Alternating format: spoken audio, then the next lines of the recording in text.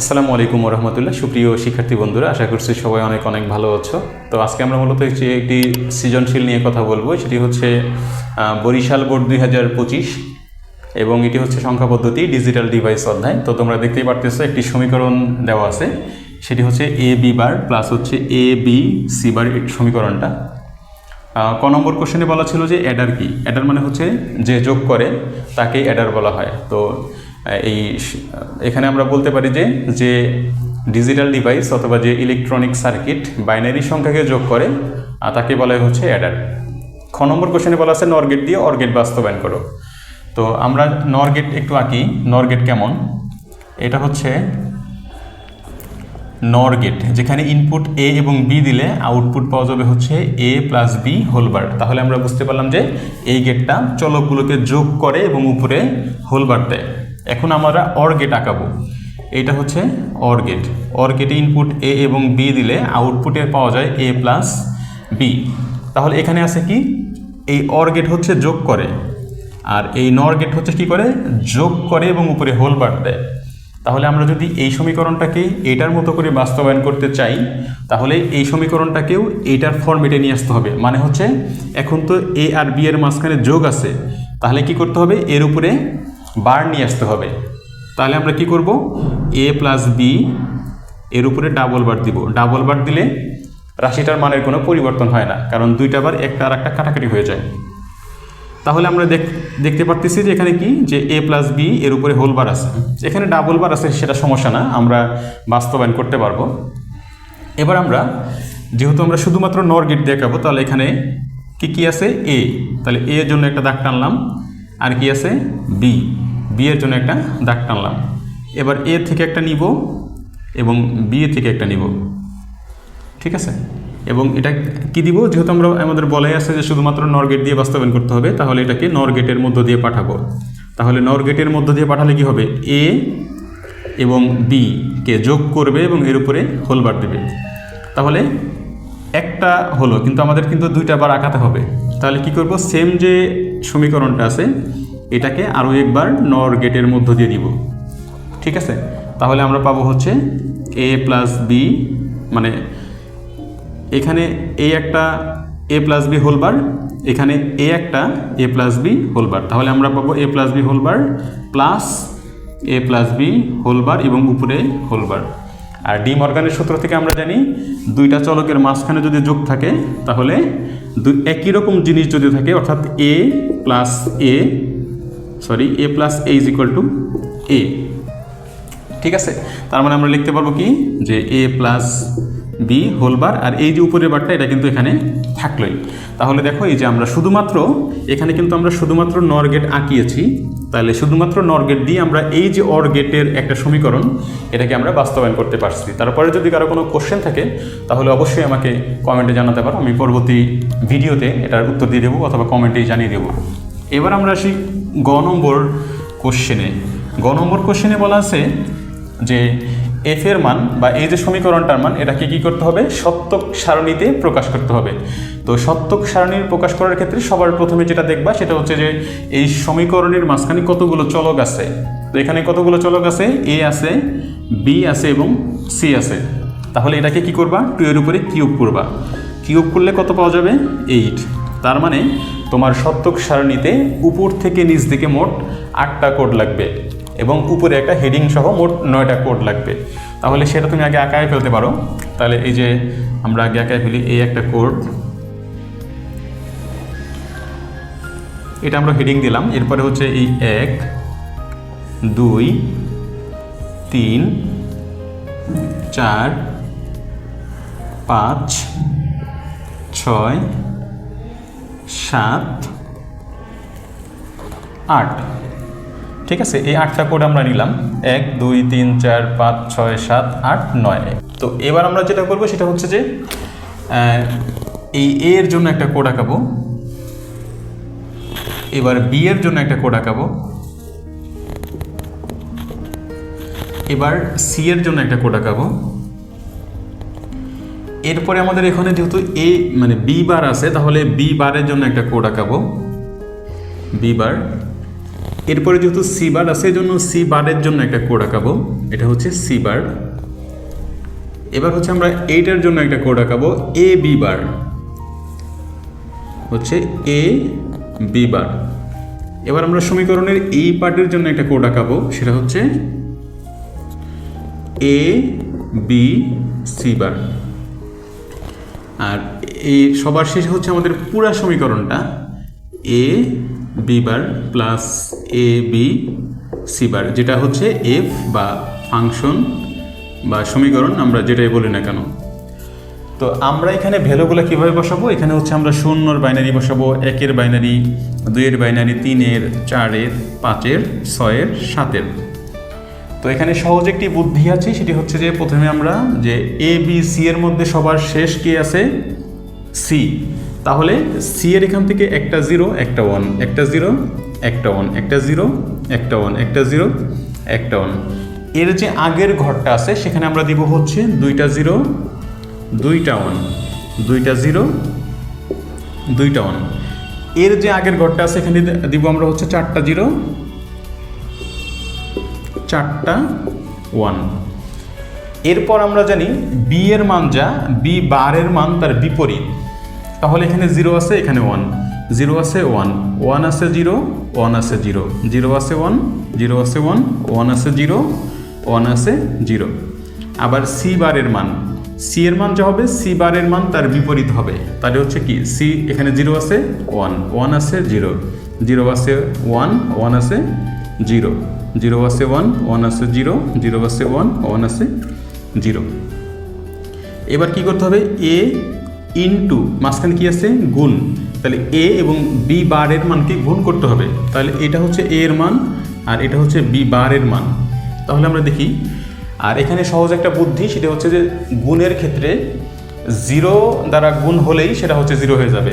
তাহলে 0 ইন্টু 1 0, মানে 0 থাকলেই সেটা 0 হবে। তাহলে 0 আছে 0, 0 আছে 0, 0 আছে 0, 1 আছে এখানে, সরি এখানে 1 আছে এখানে 1 আছে, এটা 1, মানে 1 ইন্টু 1 মানে হচ্ছে 1, 1 ইন্টু 1 মানে হচ্ছে 1, 1 ইন্টু 0 মানে হচ্ছে 0, 1 ইন্টু 0 মানে হচ্ছে 0। এবার হচ্ছে এ বি সি বার। তাহলে কি কি, এই যে এ বি এবং সি বার। এখানেও তিনটার মধ্যে যদি একটাও 0 থাকে তাহলে সেটা 0 হয়ে যাবে। তাহলে এর এই যে এখানে 0 আছে, তাহলে এখানে অবশ্যই 0 হবে, 0 আছে মানে 0 হবে, 0 আছে মানে 0 হবে, 0 আছে মানে 0 হবে। এখানে বি এর মান 0 আছে তার মানে 0 হবে, এখানে বি এর মান 0 আছে তার মানে 0 হবে, এখানে এ এর মানও 1 আছে, বি এর মানও 1 আছে, সি বারের মানও 1 আছে। তাহলে গুণ করলে অবশ্যই এটা 1 হবে। মানে সহজ কথাই হচ্ছে সবগুলো যদি 1 থাকে তাহলে 1 হবে, সব যদি যে কোনো একটা 0 থাকে তাহলে সেটা 0 হয়ে যাবে। এখানে 1 আছে এখানে 1 আছে, আর এই যে সি বারের মান যে এখানে 0, তার মানে 0 থাকলে এটা 0 হয়ে যাবে। এবার এখানে কি আছে, যে এই এ বি বারের মান এবং এ বি সি বারের মান যোগ করতে হবে, অর্থাৎ এইটার মান এবং এইটার মান যোগ করতে হবে। তাহলে যোগের ক্ষেত্রে কি, 0 + 0 = 0, 0 + 0 = 0, 0 + 0 = 0, 0, 1 + 0 = 1, 1 + 0 = 1, 0 + 1 = 1, 0 + 0 = 0। তাহলে এটি হচ্ছে আমাদের এই প্রদত্ত যে সমীকরণ আছে সেই সমীকরণের সত্যক সারণী। কারো যদি কোনো বুঝতে সমস্যা হয় তাহলে অবশ্যই জানাবেন, আমরা হচ্ছে এটাকে ব্যাখ্যা করার চেষ্টা করব। তাহলে এটা হচ্ছে আমাদের এই সমীকরণ। তো এবার আমরা হচ্ছে যাব ঘ নম্বর কোশ্চেনের উত্তর খুঁজতে। তো ঘ নম্বর কোশ্চেনে যেটা বলা আছে, এফ এর মান ন্যান্ড গেট দিয়ে বাস্তবায়ন করো। তো ঘ নম্বর ন্যান্ড গেট দিয়ে বাস্তবায়ন করার ক্ষেত্রে আমরা আগে দেখি নিই যে ন্যান্ড গেটটা আসলে কেমন। ন্যান্ড গেটটা ডি এর মতো, সামনে একটা নট গেট বা সামনে একটা গোল্লা থাকলেই আমরা বুঝতে পারবো এটা হচ্ছে ন্যান্ড গেট। ইনপুট এ এবং বি দিলে আউটপুট এখানে পাওয়া যাবে এ ইনটু বি হোল বার। তাহলে আমরা এখানে বুঝতেই পারলাম যে ন্যান্ড গেট চলকগুলোকে প্রথমে তো গুণ করে এবং উপরে হচ্ছে হোল বার দেয়। তাহলে আমরা এই সমীকরণটাও লিখি এখানে। তাহলে আমাদের সমীকরণ কি আছে, যে এ বি বার প্লাস হচ্ছে এ বি সি বার। আমাদের কি করতে হবে, আমাদের এই সমীকরণটাকেও এই NAND গেটের ফরম্যাটে নিয়ে আসতে হবে। ফরম্যাট মানে হচ্ছে কি, যে চলকগুলোর মাঝখানে গুণ থাকবে এবং উপরে হোল বার থাকবে। তাহলে এই সব ক্ষেত্রে আমরা স্বভাবতই যে কাজটা করব সেটি হচ্ছে যে আমরা পুরো সমীকরণটার উপরে ডাবল বার দিয়ে দেব। তাহলে এ বি বার প্লাস হচ্ছে এ বি সি বার, এর উপরে আমরা হচ্ছে 2টা বার দিয়ে দিলাম। এবার হচ্ছে আমরা কি করব, ডি মর্গানের সূত্র করব। ডি মর্গানের সূত্র মানে হচ্ছে আমরা কি, যে এই যে মাঝখানে যোগ এবং উপরে যে বারটা আছে না, ডি মর্গানের সূত্র হচ্ছে যে এ প্লাস বি হোল বার সমান সমান এ বার ইন্টু বি বার। মানে সহজ কথায় হচ্ছে যে চলকগুলোর মাঝখানে যদি যোগ থাকে এবং উপরে যদি হোল বার থাকে, তাহলে মাঝখানে যোগটা গুণ হয়ে যায় এবং উপরের বারটার অর্ধেক এ পাশে আসে, অর্ধেক ওই পাশে যায়। তাহলে আমরা এই বারটাকে হচ্ছে ডি মর্গানের সূত্রে ফেলবো। তাহলে আমরা লিখবো হচ্ছে যে A B whole bar into A B C whole বার, উপরেরটা মানে উপরের যে বারটা আছে এটা কিন্তু থাকলো, আর এই যে নিচের যে বারটা আছে এটাই হচ্ছে অর্ধেক এই পাশে আসলো, অর্ধেক এটার উপরে পড়লো, মাঝখানে যোগ ছিল, এটা কি হয়ে গেল, গুণ হয়ে গেল। তাহলে এখন দেখো যে এখানে প্রত্যেকটা চলকের মাঝখানে গুণ আছে, উপরে হোল বার, এখানে প্রত্যেকটা চলকের মাঝখানে গুণ আছে, উপরে হোল বার, এবং পুরা সমীকরণটার উপরেও হোল বার আছে। তার মানে এখানে পুরা সমীকরণটার প্রত্যেকটা সেগমেন্টেই মাঝখানে ইনটু এবং উপরে হোল বার আছে। তাহলেই কিন্তু আমরা এই সমীকরণটাকে এই সমীকরণ বা এই NAND গেট দিয়ে বাস্তবায়ন করতে পারবো। তাহলে আমরা এখন সমীকরণটা মানে লজিক গেটটা আঁকাই।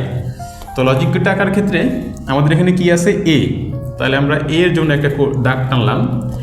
এবার আছে কি বি, তাহলে বি এর জন্য একটা দাগ টানলাম। এবার আছে কি সি, সি এর জন্য একটা দাগ টানলাম। এখন এই সমীকরণের মাঝখানে কিন্তু বি বারও আছে, তাহলে বারের এখানে না, তাহলে বারের জন্য আমরা এই বিকে 2 বার NAND গেটের মধ্য দিয়ে পাঠালে আমরা এখানে পাবো হচ্ছে বি বার, আবার সিকে 2 বার NAND গেটের মধ্য দিয়ে পাঠালে আমরা পাবো হচ্ছে এখানে সি বার।